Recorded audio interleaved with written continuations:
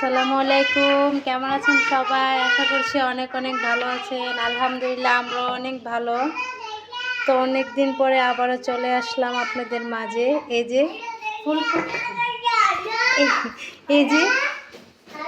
ফুলকো লুচি নিয়ে চলে আসলাম।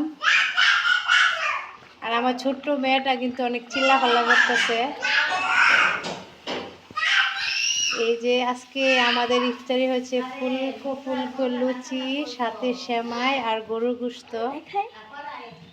দেখাবো, দাঁড়াও, এটা আগে দেখায়নি। যে এরা দাদি নাতিন অনেক কথাবার্তা বলতেছে ওই পাশে। অলরেডি তো একটা বানাই ফেলছি। আর এই যে এখানে হয়েছে গরুর গোশতটা। আমি কিন্তু নতুন রান্নাঘরে রান্না করতেছি। এই যে হচ্ছে লাল লাল আলু দিয়ে গরুর গোশত। আর এখানে হচ্ছে আমার ফুলকো লুচি।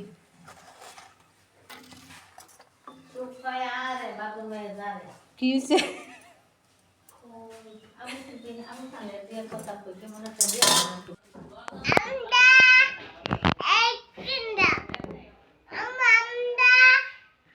তুমি হ্যাঁ হ্যাঁ,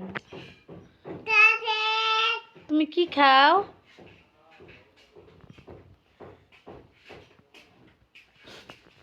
তুমি কি খাইতেছ?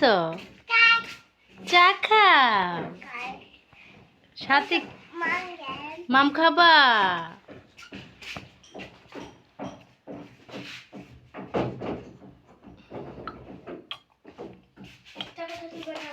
হয়েছে না, নিষেধ দিয়েছি কিন্তু আমি তোমাকে। পচা হাজি হাজি বলে আসসালামু আলাইকুম। বেলাল তাকাও, বাবা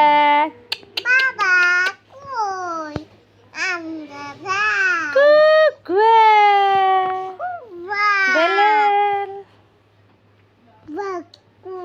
ভাইয়া ব্যথা পাবে। এই যে দেখেন কি সুন্দর আমাদের ছাদ বাগান। তো এখানে আম, এটা হচ্ছে লেবু গাছ। মাশাআল্লাহ অনেক লেবু দিছে আমাদের লেবু গাছে। এই যে আমাদের কমলা গাছ, দেখেন মাশাআল্লাহ কতগুলো কমলা দিছে। এই যে দেখেন এখানে পুঁই শাক গাছ আছে, 2 রকমের ধনিয়া পাতা গাছ আছে। তারপর এখানে কি গাছ জানি, এটা জানি না। তো এই যে ধনিয়া পাতা গাছ আছে, এই যে পুঁই শাক গাছ, তারপর ধনিয়া পাতা গাছ, ধনিয়া পাতা আছে। এখানে পেঁপে গাছ আছে, তারপর এখানে নাগামরিচ গাছ আছে। অনেক সুন্দর দেখেন পেঁপে গাছ, তো আমি লাগাইছি। আর এখানে হচ্ছে হলুদ গাছ, এটাতে হলুদ ধরে অনেক। তো এবার অনেকটাই হলুদ পেয়েছি, তো আবার লাগাইছি। এই যে আমার পুরোটা ছাদ বাগান একসাথে দেখায়।